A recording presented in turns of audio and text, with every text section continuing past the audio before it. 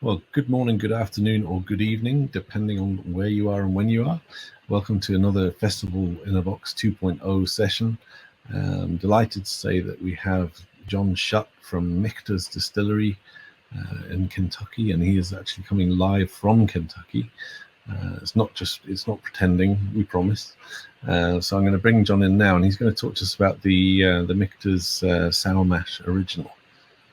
John, how are you doing? Doing very well, Eddie. How are you, buddy?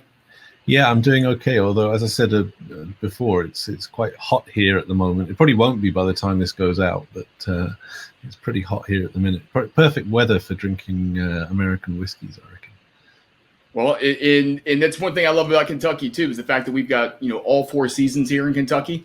That's why it's so great for making whiskey. Is get those cold winters, and then you get hot summer days, and that barrel's just breathing constantly. So it's a great place to live. And I'm born and raised from Kentucky, so I'm Kentucky's biggest fan. But it's also a great place, for making some of the best bourbon in rye whiskey in the entire world. Yeah, absolutely. Well, hopefully we're about to try one.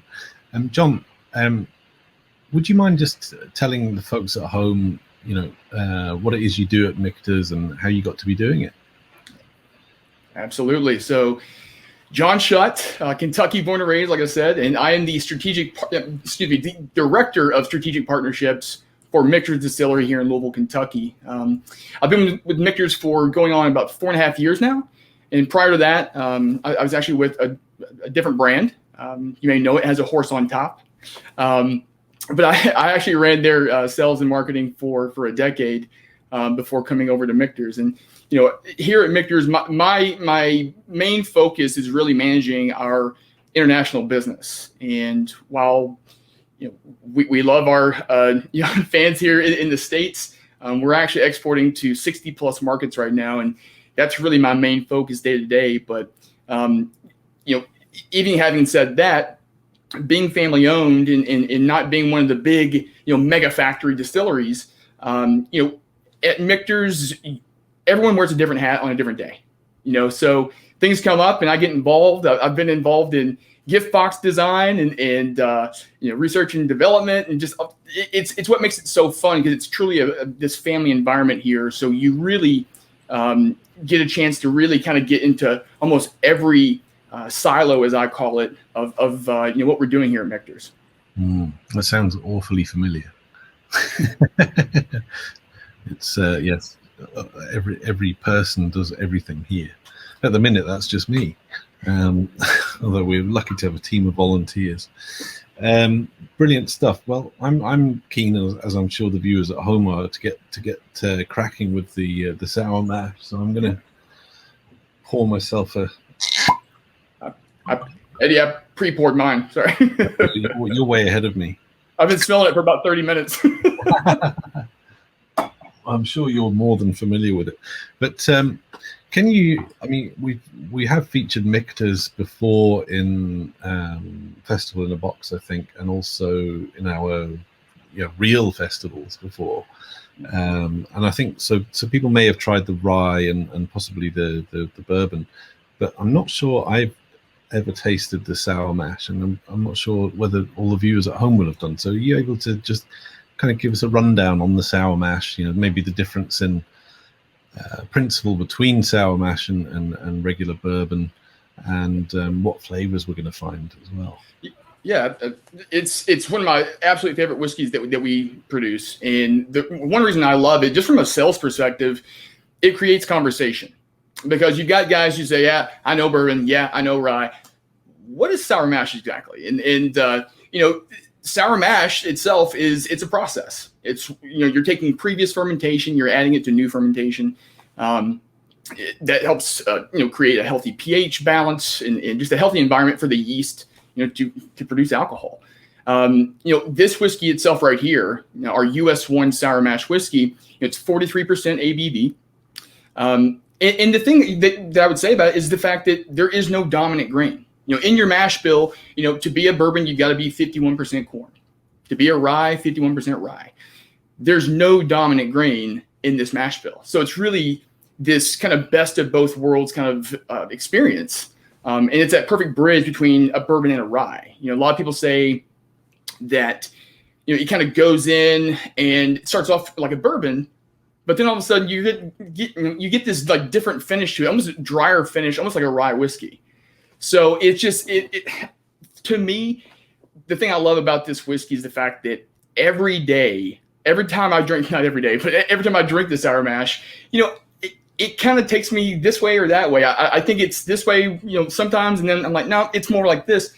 But it's just a really great experience for our consumer. Back in 2019, we were blown away by this, but the Whiskey Exchange named this the Whiskey of the Year. And that's not just American. That is their Whiskey of the Year. First time that an American whiskey had ever won the award. So we were blown away by that. The secret's kind of out that Michter's and the Americans, they're really making high quality whiskeys now. And this is a great testament to that. And again, having that dual experience of tasting like a bourbon, but also having characteristics of a rye whiskey as well. Yeah. Well, I've certainly been discovering American whiskey, particularly over the lockdown period, having become, I wouldn't call myself an expert, but a connoisseur of old fashions and Manhattans and so on. And so I don't often drink them neat, but it's good to taste them neat, just to drill down into the character. And often I find, certainly with this, maybe the larger distillers, some of the whiskies I've tasted, I just find too abrasive and maybe not enough of the grain character singing through, because obviously, using heavily charred casks, that's kind of can be a consequence of that. But tasting that, I can definitely taste the corn and I can definitely taste the rye. So you're right. I think there's a really nice kind of combination of the two going on there. Yeah. And that's one thing that I really do love. About Michter, our products in general, is the fact that they've got versatility. When it's 40 degrees here in Kentucky, you're not going to find me drinking a lot of straight whiskey. I'm not, I don't want to suffer through and sweat through, my drink, So, being versatile enough to be, in a refreshing highball with a soda, or, you mentioned Manhattan, my absolute favorite cocktail in the world. If I have one, I got to have five. It's what I love. It's, our whiskeys can really take you into any mood or setting that you're in. If you're wanting something, neat and just that purist kind of approach to things, guess what? Every single whiskey that we produce, we put our guarantee on it that quality is going to be there for you. But we also don't frown at someone who wants to make a premium cocktail. Mixology is something that I think has really opened the doors to American whiskey and to Michter's especially, because we've always embraced mixology in the top bartenders around the world. So it's just it's this other element that you get of, it's got versatility, and whatever mood you're in, we can take you there. I think that's an important difference to note between perhaps the Scotch whiskey industry and the American whiskey industry. I think that the American whiskey industry, and this is just me hypothesizing, approaches things from a completely different point of view, which is, creating whiskies that they're more than happy for people to then go and make cocktails with, Manhattans, old fashions, and so on. Whereas in the Scottish industry, it's very much more focused on, no, you must drink it in a glass on its own with water or not. And it's only kind of belatedly that the Scotch whiskey industry has turned around and said, well, do you know what, actually, we want some of that cocktail action too, You're right. It's funny you said that. The first wine tasting I ever went to, I was always embarrassed to go out to dinner because I pour everything into whiskey, and just haven't had time to study wine. And the first tasting I went to, the guy said, I'm spinning the glass and looking around and trying to do all the things that, correct. And he stopped the presentation and says, "Sir," I said, "Yes." He says, "Your glass has a stem for a reason." Well, that's not really my kind of attitude. I'm looking to have fun and learn.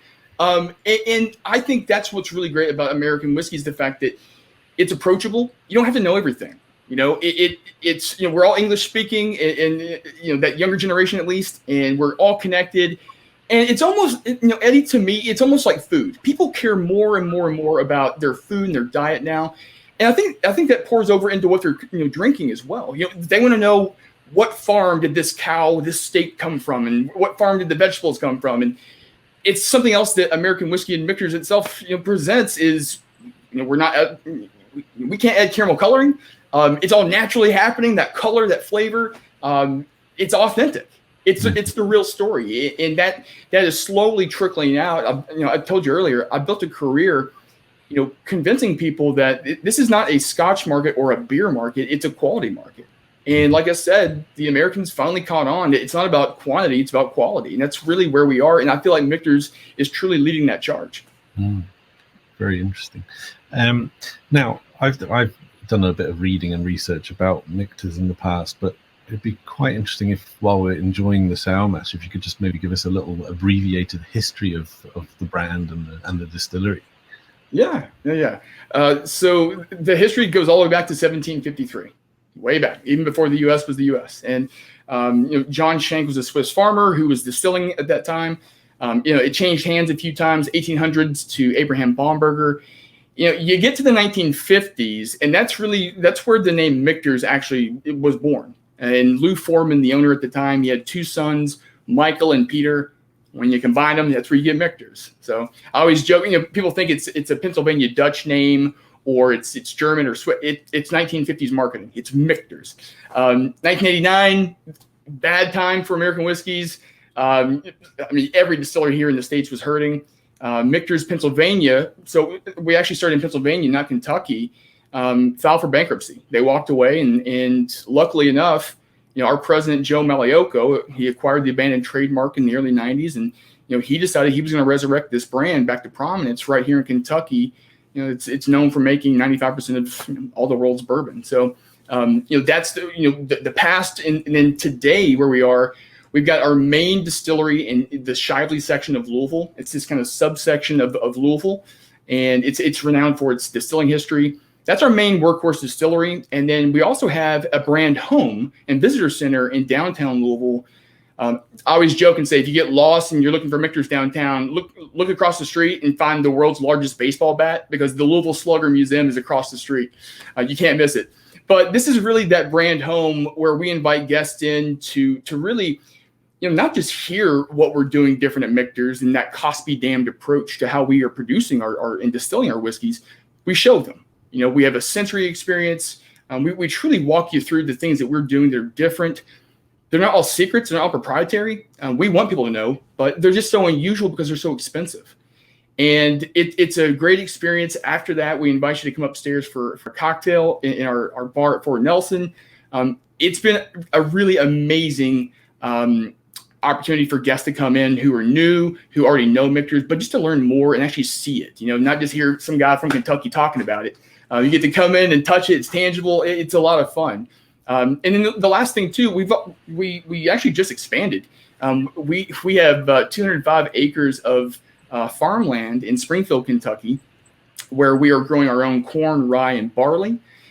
So Dan McKee, our master distiller, I always joke with him and say, I know you always aspired to be a master distiller. Did you ever think you'd be a farmer? So in talking to Dan and the team, we're learning so much about grains and just everything farming, and it's been this amazing experience. At Fort Nelson, that downtown distillery I mentioned, what's really amazing is we actually brought in, we were able to acquire the original pot-to-pot system and cypress wood fermenters from Michter's, Pennsylvania. So we've actually resurrected those and brought those back to life. And I think the idea is to use some of those grains from Springfield on the stills down there for some special releases. Wow. All very fascinating. Thank you, John. Now, as I mentioned a little bit earlier, our viewers would tend to focus on Scotch whiskies and, would probably have a fairly good knowledge of how Scotch whisky is made, single malt particularly. Perhaps not so much in terms of American whiskey. And I was just wondering if you could maybe run us through, maybe specifically about how Michter's is made, but also, how that relates to how most American whiskeys might be produced. Yeah. So It starts with your grain selection. And at Michter's, we're using US1 grade, which is the highest grade, quality grains. That's rye, barley, and corn, non-GMO as well. It starts there, and what we do that's so different. We don't overlook anything. At Michter's, it truly does start and end with quality, and it's the old measured twice and cut once. At Michter's, it's measured 5 times and cut once. We're always looking to make better whiskey. If Dan McKee needs something to make better whiskey, he gets it. It's all about the whiskey, and cost be damned is our approach. And just our barrels alone, we're waiting a minimum of 18 months just to season the wood to become a barrel. That's almost 3 times as long as the industry standard. We are, going into the barrel at one of the lowest, if not the lowest ABVs in the world. And we actually go in at 51.5% compared to the industry standard. And this is kind of geeky, but why is that so important, right? Well, when you're going in with at 51.5%, you come off the still at 69%. So you're adding a lot of water to get down to 51.5. Water is this ultimate catalyst for chemistry. So all these wood sugars, they work better with water compared to more alcohol. Also, when you go to dump your barrel and bring it down to bottling strength, well, if you're here in Kentucky, your ABV goes up. So if you go in at 51.5, after 6 to 7 years of aging, you're going to be around 55 to 56%. Well, if you were the industry standard, going in at 62.5, you're up to 66, 67%. So what happens is when you go to fill that bottle up and put it on the shelf, you're adding a lot less water to the actual bottle itself. We're adding 50% less water to our US1 bourbon. That's something that is just unheard of. We toast and char our barrels. And by law, it has to be a charred, brand new virgin oak barrel. We're going to toast and char. And what does toasting do?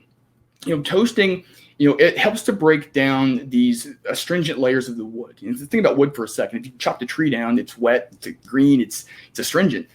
You don't want that. So you want to air dry it, but then that toasting, it really opens up the capillaries of that wood, and you're allowing that distillate, that white dog, to really work itself way down into the layers of the wood, where you're going to find flavors like caramel and vanillin, vanilla basically.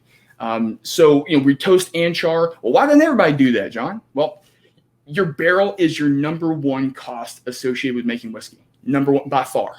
And on average, our barrels are about $50 more expensive compared to the industry standard. Cost be damned. We don't care. We feel like that really does have an impact.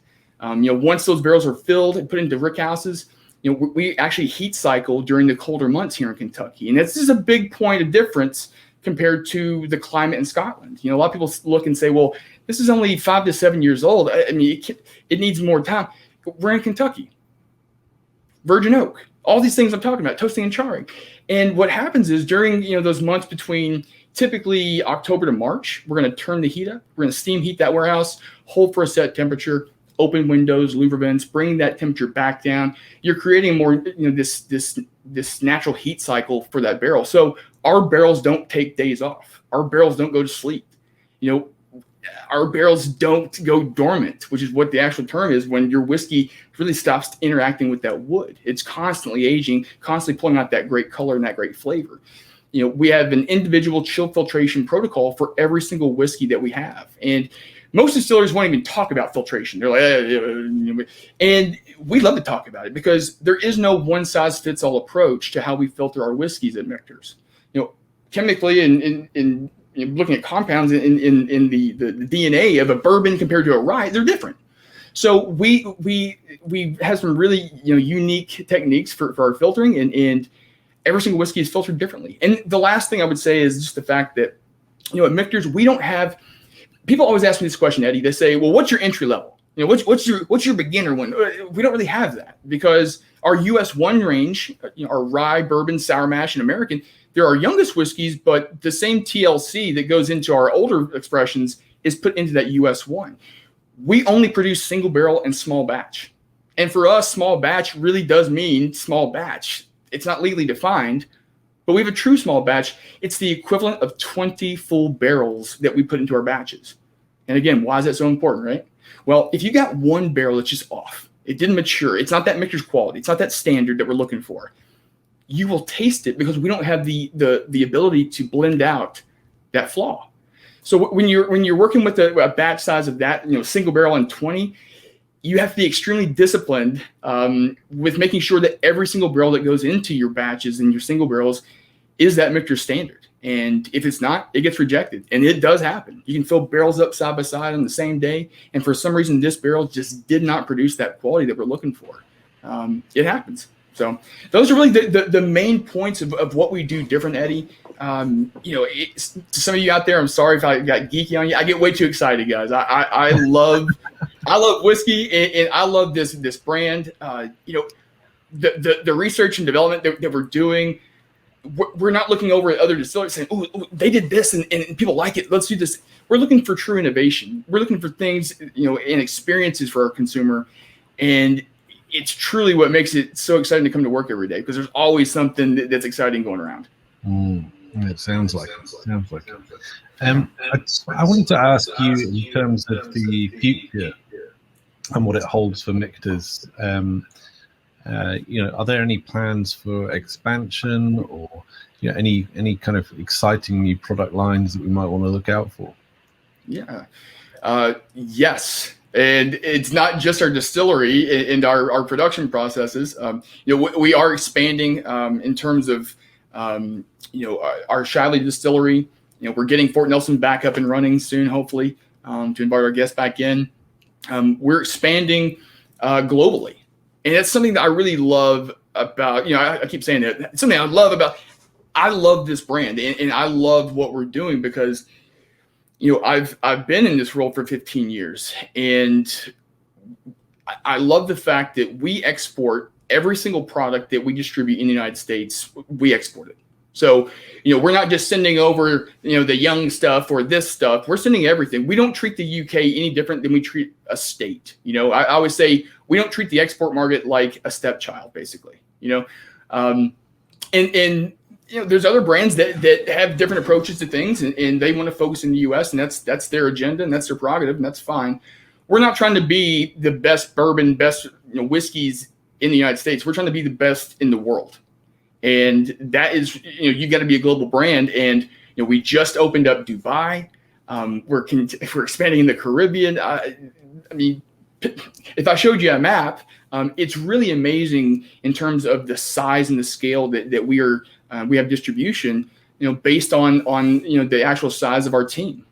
We've got some really great guys in Asia, in Europe, and especially here in the US, but, we're just going so fast, and this brand just continues to draw attention. And it's what brought me to Michter's. I worked for Blanton's Bourbon prior, and there was one brand that I kept seeing just pop up everywhere, and it was Michter's. And I said, I got to learn about this. And I've not had one day of regret since. But the innovation that we're looking at, there's projects we have going on that I can't talk about. I'm sworn to secrecy. Some of them you will hear about in the future. Some of them you won't. And that's a true story, because some things just don't progress. Some things just don't turn out to be good, and they get rejected. Some things, like our toasted bourbon, toasted sour mash that came out back in 2019, those were innovation projects. There's always something happening at Michter's.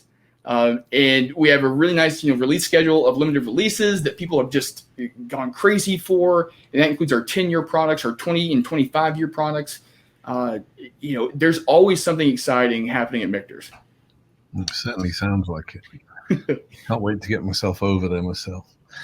Now, just before we wrap up, John, I apologize. We don't have nearly enough time to fit everything I'd love to.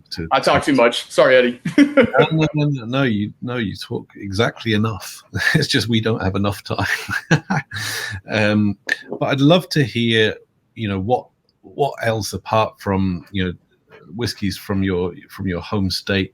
What other things interest you in global whiskey terms, because obviously there's an awful lot going on out there at the moment, as you know. So I'm really keen to understand if there's anything that really excites you from a global whiskey perspective. It's funny, Eddie.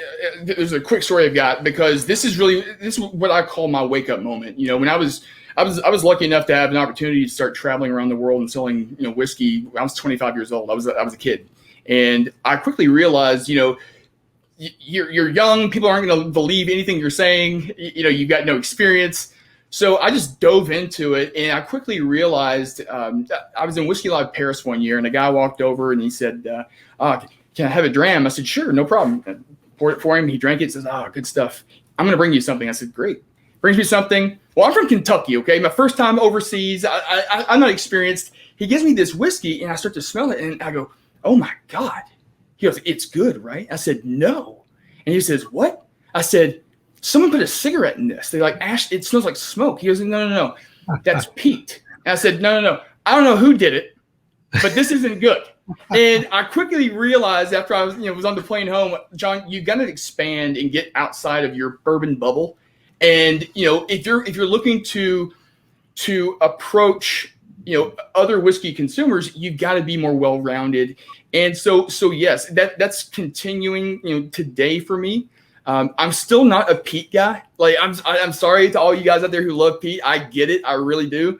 It's not where I go. And that's okay, because there's something out there for everybody. But in terms of whiskeys, honestly, there's so much happening in the U.S. I watch my competitive set.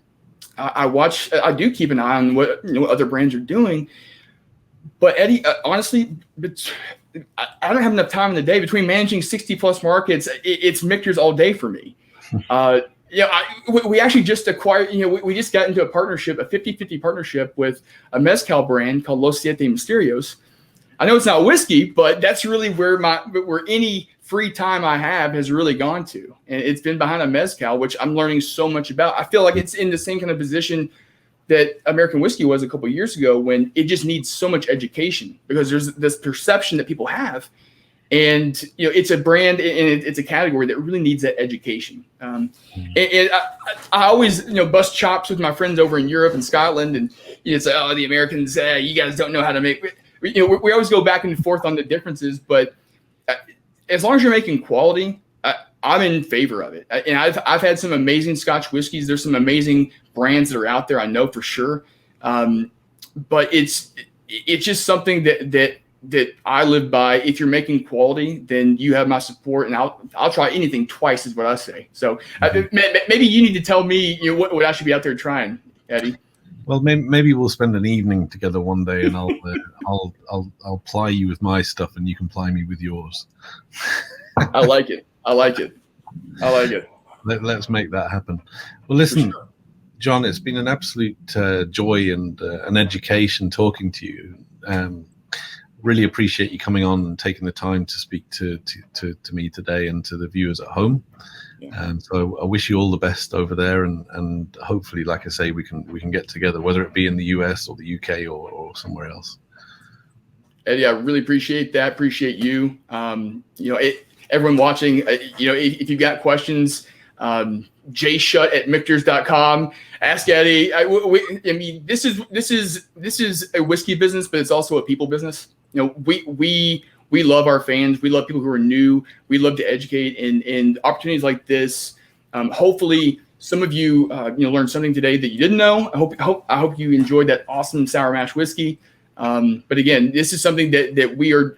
This is all we do at Michters. It's quality focused, and our goal is to make the greatest American whiskey. And you're the judge and jury. You tell us. But Eddie, been a pleasure, absolute pleasure, and cannot wait to get over there and get you over here. Yeah, absolutely. And talking of the sour mash, I'm sorely tempted to take a bit home and make a Manhattan from it tonight. You know what? I will do the exact same thing. Okay, I promise you, I will. It sounds delicious right now. It's 11:30. I'm already talking about making Manhattans. Well, it's 4:30 here, so I'm closer to the legitimate hour if ever there was one. Sure. John, take care of yourself. Stay safe. Say hi to everyone at Michters for us, and hopefully speak to you very soon. Absolutely. Thanks, Eddie. Thank you so much for your support, and thank you, guys. Cheers. Cheers, John.